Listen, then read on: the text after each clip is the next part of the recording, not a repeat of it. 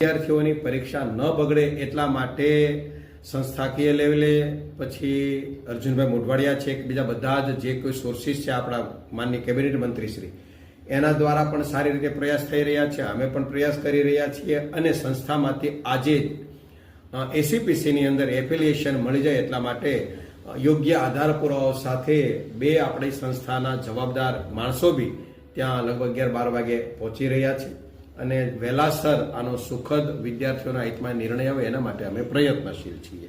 અને અત્યારે government related બધી મેટર છે એટલે વેટ એન્ડ વોચ સિવાય આપણે બીજું કાંઈ જાજુ કોઈ પ્રોમિસ આમાં આપી ના શકીએ, પણ આપણે એવી અપેક્ષા રાખીએ કે પોઝિટિવ રિઝલ્ટ આવે. 42 વિદ્યાર્થીઓ છે અને આ વિદ્યાર્થીઓ આ એક્ઝામ આપી દીધા પછી પણ જીટીઓના રૂલ્સ પ્રમાણે એની રિમિડિયલ એક્ઝામ આપી શકે. સિસ્ટમમાં ડિફરન્સ નથી, ડિફરન્સ એ સિસ્ટમને ફોલો કરવામાં ભૂલ થઈ છે. ખબર નહીં હવે ડિપ્રેશનમાં છે શું છે, મેં 2-3 વખત પૂછવાનું મારું પણ એ રડે જ છે.